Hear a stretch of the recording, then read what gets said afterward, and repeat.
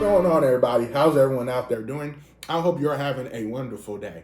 Listen, bro, we got a lot of he say, she say going on with this whole government funding debacle. So I'm here to break it down for you. Before we get started with that, please make sure you like, comment, subscribe, and share. Also hit that post notification bell so you can get notified whenever we upload a video. We have a lot of content coming in 2025, and I can't wait to share it with you. So without further ado, let's talk about this government shutdown. So what is a government shutdown? The Constitution gives Congress the power of the purse, meaning almost all government funding decisions take place on Capitol Hill.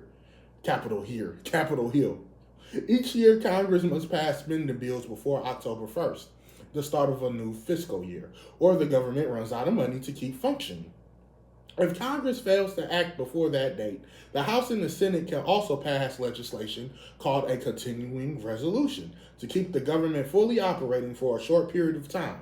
Back in September, Congress did exactly that and set December 20th as the new deadline. Now Congress must act before the end of the day Friday, which is today, or they will be a lap in funding. Then all non-essential government functions must stop. How did Congress get to this point? This is how the government spending process is designed to work. Appropriations committees in both chambers are supposed to meet and pass a dozen spending bills that cover different federal agencies. Then the bills must pass through the full House and full Senate before they go to the president's desk to be signed into law. That rarely happens in modern Congress. As now the norm, Congress runs out of time to finish the process in September, so it passes a short-term funding extension. And that's what happened this time, and they passed it through December 20th, and that happened in the fall. They did not release a deal to avoid a shutdown until this Tuesday. House Speaker Mike Johnson announced the deal, which was struck between the top congressional Republicans and Democrats. So the House Majority Speaker, Minority Leader, Senate Minority Majority Leader, those people. It would have extended government funding until March 14th and provided economic assistance for farmers and relief for those who were hit by the hurricane, areas hit by the hurricane. It also included a small pay raise for members of Congress at a maximum of 3.8% for the first time in more than a decade.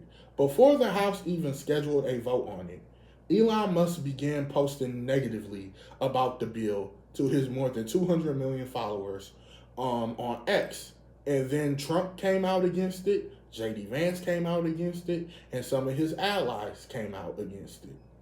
And so then after that, they called it a giveaway to Democrats, and still criticizing some policy provisions like the congressional races. Trump also added a last-minute demand that Congress include legislation to address the debt ceiling.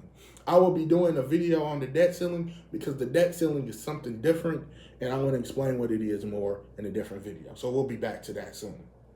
The country is not expected to hit its borrowing limit until sometime next year. But on Thursday, President-elect Trump told NBC News he wants Congress to get rid of the debt ceiling entirely. And the debt ceiling is like a credit card, but I'll explain it more later in another video.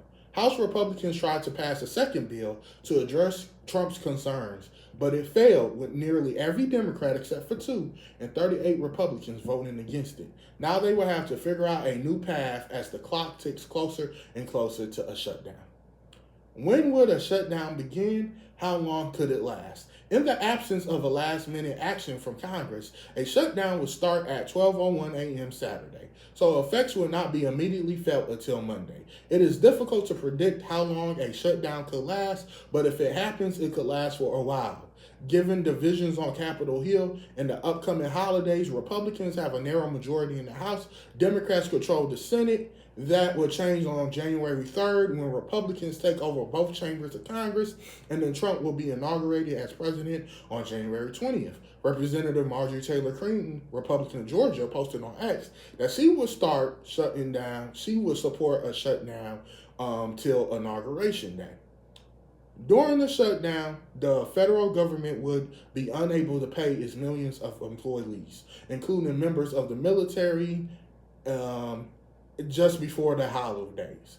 Hundreds of thousands of government workers could be furloughed, meaning they would temporarily stop going to work during a shutdown. In 2013, about 850,000 workers were furloughed, but even those who have to keep performing essential duties would not be paid for the duration of a shutdown. Federal workers would receive retroactive pay when the government reopened, which was not always guaranteed until Congress passed a law after a shutdown in 2019.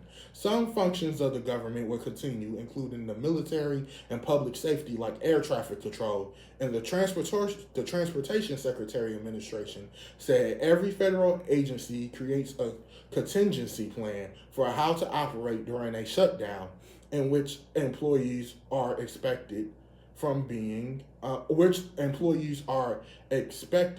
accepted from being furloughed. The Defense Department, for example, would require active military personnel to continue to report for duty, and inpatient care and emergency outpatient care in Pentagon medical treatment facilities will continue during a shutdown, a defense official told NBC News. Military retiree benefits will continue to be paid out because they come from a separate trust fund, not from congressional appropriations. But they could be slowed by a lack of personnel to process them, the official said. Social Security checks that go out to 73 million people in the United States every month will continue during the shutdown, as that is considered mandatory spending and not funded through the dozens of appropriation bills Congress is supposed to pass each year. Other examples of mandatory spending that would continue payments are Medicare, Medicaid, temporary assistance for needy families, and veteran benefits. So if you have any more questions, I'm going to link down the article that NBC wrote down below. You let me know your thoughts about this. It's a lot going on. It's a lot of he said, she said. So I wanted to read to you step for step what happened, because that is step for step what happened. I will try to find the bill, and I will try to link it down. It's a long bill. Representative Nancy Mace posted something, and the last time they did this, which was in September, it was 20-something pages. This time it's over like 1,000. It's a lot of pages. You let me know, once again, your thoughts down below, and until next time, be good people. Stephen Conrad.